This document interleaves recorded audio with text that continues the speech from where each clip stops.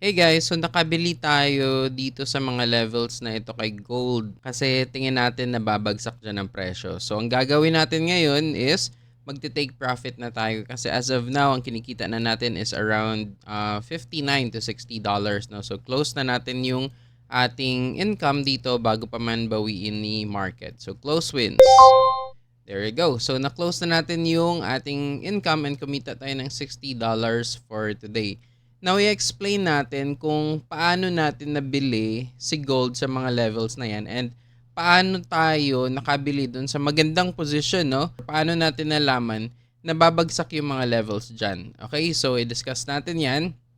Nakikita nyo itong gap, guys, na meron dito. Okay, lagyan natin ng rectangle. Okay, nakikita nyo ba itong gap dito?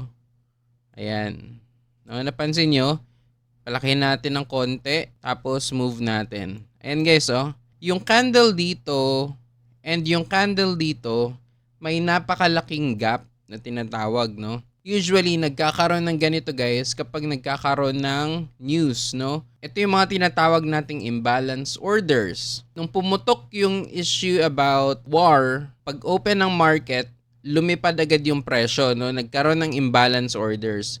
And usually guys, sa mga ganitong gaps na nangyayari, nagiging parang magnet ito. Okay?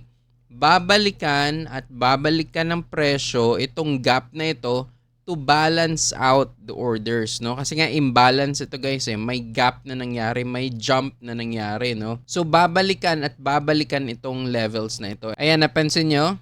Okay? Binalikan itong levels na ito. Lumipad yung presyo, and then, binalikan yung mga levels na yan. Okay? Itong gap na ito ngayon, na-fill in na yung gap na yan by this one. Okay? Karoon ng gap dito, na-fill in dito. Kaya dito ako naglagay sa mga levels na ito ng aking orders. Kasi alam ko na babalikan at babalikan itong mga gap na ito. So, isa yung tip sa mga baguhan kapag nagtitrade kayo. Once nakakita kayo ng gap ng prices dito, mag-abang kayo ng mga orders nyo dyan. Okay? Huwag kayong madala sa hype na, ay sir, lumipad na. Doon din ako bibili sa taas. Huwag ganun. Okay? Kasi ang mangyayari nun guys, posibleng mapag-iwanan kayo. Let's say dito kayo bumili sa taas. 'Di ba? Kasi nagkaroon ng gap.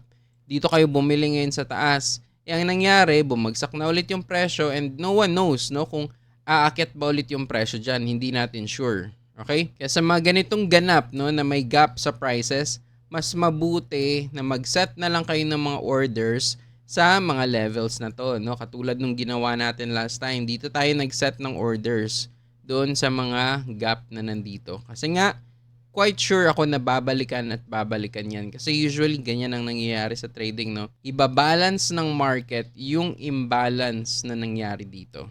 Okay? May mga iba't ibang terms na ginagamit yung mga traders about dito pero papasimplihan na lang natin yung explanation. Okay? Nagkaroon ng gap dito, nagkaroon ng imbalance, so ibabalik ng market yung presyo dyan para mabalance yung order. Alright?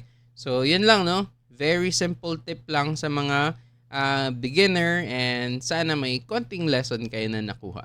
That's it for today. Until next time. Peace out.